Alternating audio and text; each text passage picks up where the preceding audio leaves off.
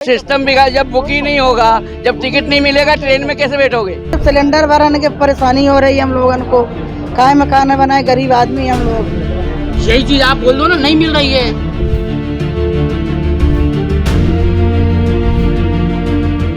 भारत में अगर ऐसे ही एलपीजी संकट बना रहा तो सरकार का बी प्लान क्या होगा।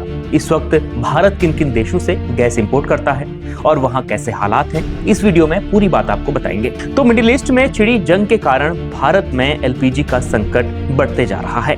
कई शहरों से ऐसी तस्वीरें आ रही हैं जहां पर संकट है।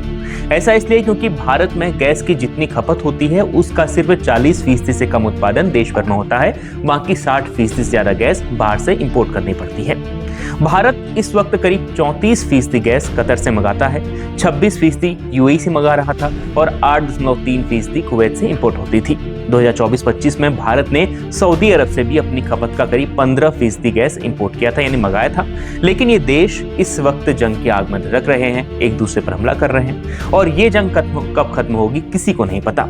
लेकिन अगर जंग लंबी चली तो भारत में लोगों के घरों में चूल्हा कैसे जलेगा, ये सबसे बड़ा सवाल है। भारत सरकार के पास इसका बी प्लान क्या होगा, ये सबसे बड़ा सवाल है। तो आइए इस सवाल का जवाब आपको देते हैं।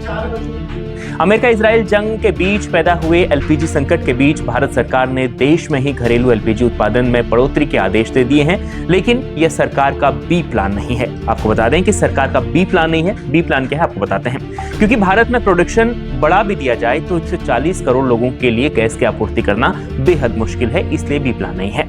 ऐसे में सरकार का बी प्लान है कि अल्जीरिया, ऑस्ट्रेलिया, कनाडा, अमेरिका समेत अन्य देशों से एलपीजी की मंगाने की तैयारी हो और वहां से एलपीजी मंगाई जाए। लेकिन ये होगा कैसे, ये भी आप समझिए। लेकिन भारत के लिए सबसे बड़ी चिंता की बात क्या है वो सबसे पहले बताते हैं, फिर आगे की बात आपको बताएंगे।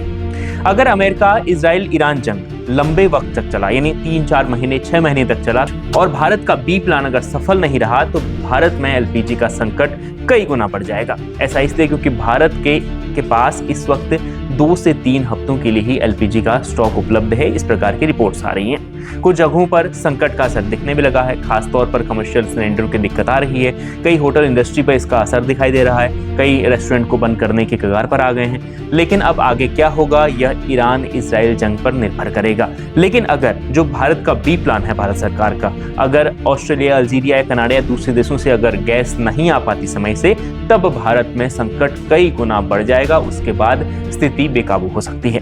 इस खबर पर इतना ही। लगातार देश दुनिया की खबरों के लिए और यूपी की खबरों के लिए देखते रहिए News 24 उत्तर प्रदेश।